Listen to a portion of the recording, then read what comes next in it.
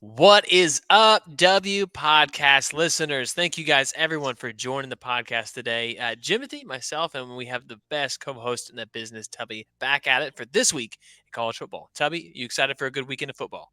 Oh, I'm ready. We got some good college football games coming up. We got some good NFL games coming up this Dude, week also.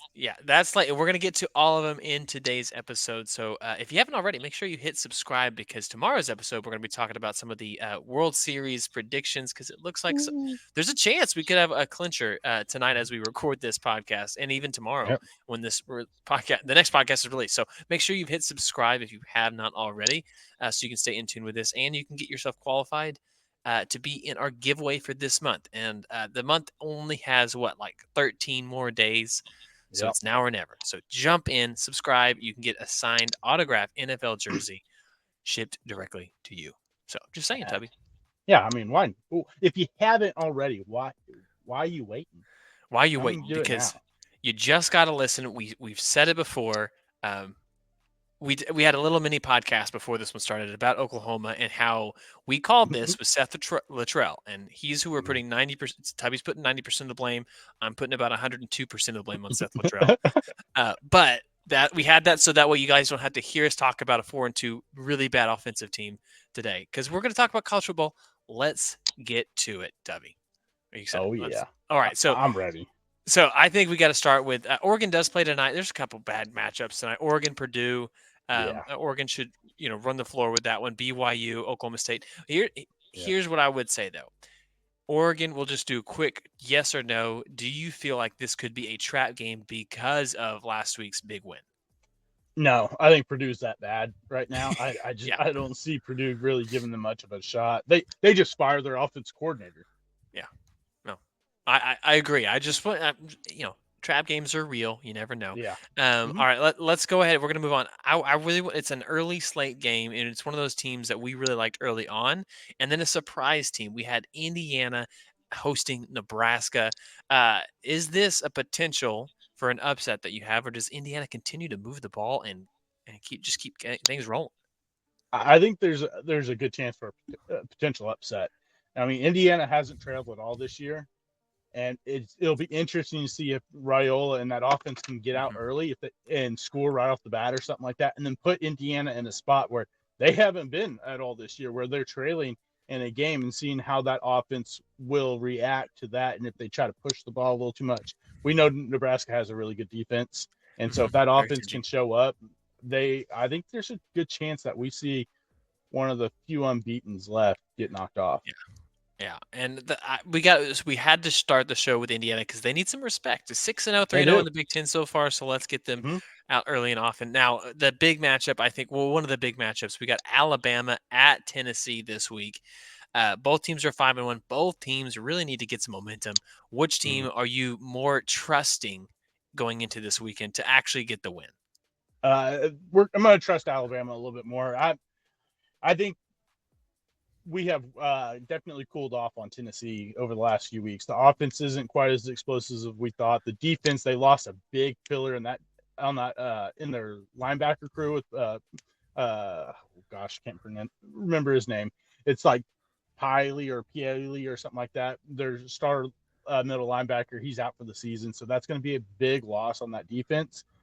But I just this game has turned into a quite a bit of a kind of a rivalry the last few years with Yes. the way Tennessee has really pushed Alabama in the last couple of years. So I think this could be a really good, interesting game, but I just don't trust that offense right now for Tennessee, which is weird to say. Yeah, I'm actually gonna say I trust Tennessee more, and here's why. I'm gonna go back 6 quarters. That's 2.5 games where Alabama has not been the better Mm-hmm. team on the field for the most part. So if I Yeah. look at that, I don't see a whole lot of momentum. I see a lot of just shifting sands, if you will. It doesn't seem stable in Alabama. So I think now is the time for Tennessee to strike, and they're at home. Give me the edge, even though they're not the favorite at home, Yeah. Tennessee in this game. But I understand what you're saying. Just 6 quarters is a lot of football. Yeah, it really is. But I mean, you could, Or I 8 think, no, it's 10 quarters, excuse me, it's 2 games, 10 quarters. I don't know. I mean, you can kind of point the same though to Tennessee. Look at them against Arkansas. Look at them I last week get it. against Florida. So I both teams aren't playing good right now. It is compared to what they were at the beginning of the season. we look at both these teams and are like, okay, maybe there's a, Tennessee offense is super explosive. That offense has been non-existent. They're really going to need Dylan Sampson to just run all over that Alabama Mhm. defense, which you can do. Mhm. Alabama has shown that that's probably their biggest weakness on the defensive side is the run game. So maybe Dylan Sampson's able to, bust out some explosive plays and Well, maybe give and Nico a little bit of a, comfort in the pocket a little bit more. and if Alabama is one-dimensional, that's one thing that you have seen Tennessee have Mm-hmm. success defensively is against Yeah. one-dimensional teams. So we'll see what that looks like. Real quick, let's hit this one. Michigan at Illinois. Michigan desperately needs a win. Yeah. Do they? If they're on the road though. Do they fall to 4-3 or do they get the win? I think they fall 4-3. Yeah, I'm I right don't there with trust you. that quarterback situation. There is just not one you want to be in right now. If you're Michigan coming off the national championship, you're like, okay, we got some momentum, and that quarterback situation is absolutely ridiculous right now for Michigan. And then plus Illinois is breaking out those sweet uniforms this week.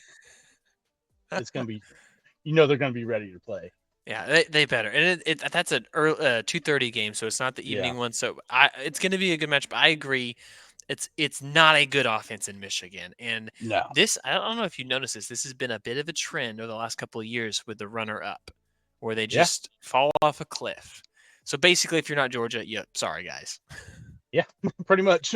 Yeah. All right, so the big matchup this weekend, we have Georgia and Texas. Oh my goodness, Georgia's going all the way to Austin, Texas. Texas is favored 4.5. This is another key matchup for Texas early on in the season. Do they get the win? Man, I, I'm going to say yes, just because of the way Georgia has played Mhm. recently.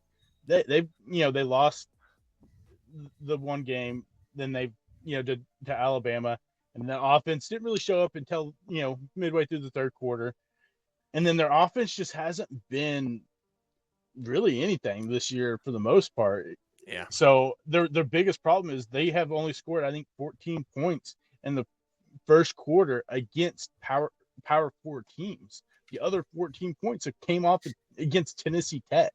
Mhm. So are Brutal. they going to be able to score on this Texas defense that is better than, or at least right now, we think is better? They haven't really faced a really good offense yet at all this year, so there's still maybe some questions. But I think that Texas showed last week that Quinn Ewers, gave him a game to get back into the groove of things against a really good defense in Mhm. Oklahoma.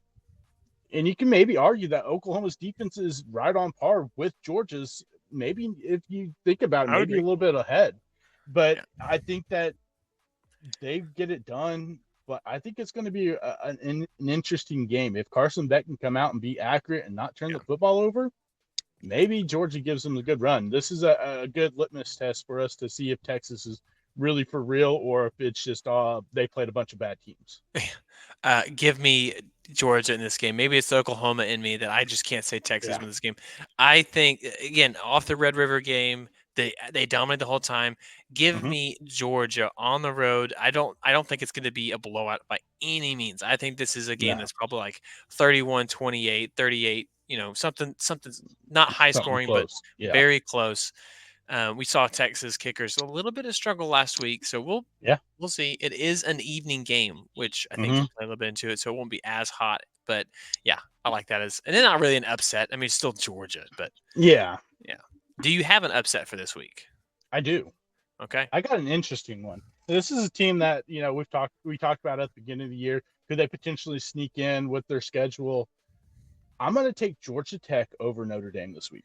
Notre Dame is a 12.5 point favorite, Okay. but I'm going to take Georgia Tech. This Georgia Tech team is better this year than Mhm. they have been, and I think it's a very interesting game. Where I mean, really, what in the next couple weeks, out Notre Dame has Army and Navy coming up, so maybe they're kind of looking ahead to those undefeated teams and kind of looking a little past Georgia Tech. Give me Georgia Tech and Haynes King to shock the Irish this week. I like that pick. I'm going to go ahead and take West Virginia over K State. It's an evening game in Morgantown. Ooh. That's two back-to-back really tough road games for K State. They did win last week. Yeah. but I think it's going to be too much on the road. And I still believe in the stinginess, the scrappiness that West Virginia has. So Yeah, yeah, I like should be that. a fun weekend. All right, well, let's move on to the NFL, dude. It's going to be a massive, massive weekend of some matchups. But we're going to start with your Packers. We got the Packers and the Texans. We got Jordan Love versus C.J. Stroud. We got some really good receivers. Just it's going to be a good matchup. Who you got in this one? I I think the Packers take this one. I think that they found something last week, especially offensive wise, that Jordan Love is healthier. He's Hmm. closer to 100%, and that offense looked like it had clicked. And Hmm. I think that we get a great matchup of the two best young quarterbacks in the NFL right now, Hmm. and Stroud and Love. I think it's going to be a good shootout, but I'm going to give the edge to the Packers with it being up in Green Bay. Up in Green Bay, looks like it's going to be in the 60s and a chance of rain. It looks like. So just throwing that out there. With that in mind, I think if it has to go, the both running backs are solid. When they give Mm-hmm. Josh Jacobs the ball a lot, Yeah. we'll see how that actually goes. But I do like Green Bay. They're at home. I still like Jordan Love. If Jaden Reed gets to play and Washington play, like if they have all their skill positions, I do like Green Bay Mm-hmm. in this one. But yeah. All right, let's look at another one. The Lions and the Vikings. Yeah. This is 3 out of the 4 NFC North teams already, but we have 5-0 Vikings versus the 4-1 Lions. Vikings are undefeated, obviously, and the Mm-hmm. Lions are coming off of a weekend where they absolutely humiliated America's team, in quotation Yeah. marks, the Dallas Cowboys. Who you got in this one? I think the Vikings are. We're going to start seeing the downfall of the Vikings in the next few weeks. I think the Lions take care of business. The Lions are hot right now. It's going to be different. Not having Aiden Hutchinson there, yes, that is going to be a big deal. But I think that week off may have not came at the best time for the Vikings, and I think that they end up. I think their undefeated streak comes to an end, and the Lions take possession of the first place in the NFC Mhm. North. Yeah, the Lions are a team that they're going to have to figure out this Aiden Hutchinson thing for sure. But Yeah, this is a team that at the beginning of the year looked like they were going to be a deep playoff run, and it still looks that way. They're they're yeah, well coached. Just saying. very well coached. All right, so let's go to the Chiefs and the 49ers. This is a rematch of last year's Super Bowl and a couple 5 years ago Super Bowl as well. Chiefs are Mm-hmm. 5-0. They're on the road in San Francisco playing a 3-3 49ers team, which is kind of surprising. Chiefs are Yeah, coming off the bye. Who you got in this one, Tubby? I'm going to go with the Chiefs just because I don't know if the 49ers have what it takes to beat the Chiefs. I think this is their kryptonite. As close as they've come both times in the Super Bowl, I don't know. I don't feel comfortable with the 49ers right now. Yeah, they got the win last week against the Seahawks, but it wasn't a super convincing win. The score may show different, but they really did give the Seahawks every chance in that game to come back and win. So there's just something off about these 49er team. And yeah, granted, the Chiefs offense isn't, super explosive right now with what the No. guys they have out on the field, but Patrick Mahomes will find a way. And I Mhm. think that he doesn't want to lose to these 49ers, especially with them talking some smack this week. Yeah, I don't know why teams keep doing that, but we'll see. I got the Chiefs in this one too. Not a homer pick at all. I just don't. It's just what I got. So let's move on. We got the Tampa Bay Buccaneers versus the Baltimore Ravens. We got Baker Mayfield, Lamar Jackson, 4-2, 4-2. Baltimore's still a 3.5 point favorite on the road. But can't does Baker and the Buccaneers can they figure it out to take this one to 5-2? Baker Magic is real right now. It is. I people are still underestimating this team and underestimating Baker Mayfield right now. That defense for the Ravens has not been good this year compared to what we are used to seeing. I Hmm. think Baker, I think Godwin, and I think Evans have a day kind of sort of like what the Bengals did a few weeks ago. And Hmm. I think the Buccaneers beat them, and I say by a couple scores.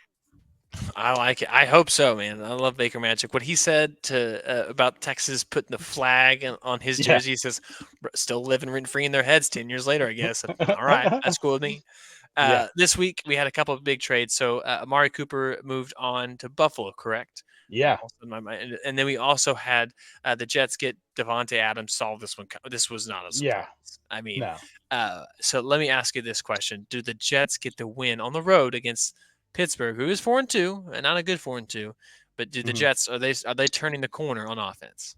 No. This helps, but it doesn't cover up their biggest problem, and it's the offensive line. Hmm. I mean, Rodgers is getting sacked so much, and now you go play a really good Pittsburgh defense with maybe the best defensive player in the NFL rushing against your poor tackles. Rodgers is going to be running for his life, and I don't think this trade really moved the needle at all for them. I think it, if anything, it hurts Yeah. Garrett Wilson's production going forward. Yeah. Well, I hear that. Maybe it spreads the wealth a little bit. I don't know. We'll find out. The Bengals, the Browns. A little bit of story going into this one. You can get tickets as low as $37 if you're wanting to go Whew. to Cleveland this weekend. I don't know if that has anything to do with the fact that Cleveland just announced that they are going to move forward with a domed stadium in the suburbs for their next stadium, which is just disgusting. Yeah, Cleveland, what are you doing? And the city was trying everything they could to help the team. The team clearly wants to be able to host Super Bowls, all that kind of stuff. So they're going to lose a lot of the identity that team has had since yeah, their original inception and the reincarnation, if you will, that they've had since they've been back. yeah. But just That's just gross. dumb. Hate Yeah. it. So that's all we're going to talk about for that game. Unless you want to say Joe Burrow loses or wins this game, or Deshaun Watson, who cares? I mean, I think the Bengals will win this game, but They should. this has a lot of implications for the Bengals going forward. They lose this game. This, maybe we see Zach Taylor get Hot fired, seat. and Yeah. yeah, and they need to win this game to keep any hopes of the playoffs alive. Yeah. Yeah. And for the record, Taylor maybe yes, hot seat. Joe Burrow is still a great quarterback. He's Yeah. putting up really great numbers. I think people are sleeping on that. But they're a little Hmm. bit one dimensional right now. Yeah. So that's the hard part. Absolutely. So, guys, it's going to be an incredible weekend of football. We hope that you liked the show this week. We hope our predictions come out because that makes it even more likely that you just gotta listen. Absolutely. Yeah, but stick with us tomorrow. We're going to have our episode for fantasy football for some of those sleeper picks and you guessed it, World Series talk. Let's go. So, till then, we'll see you all next time. See ya.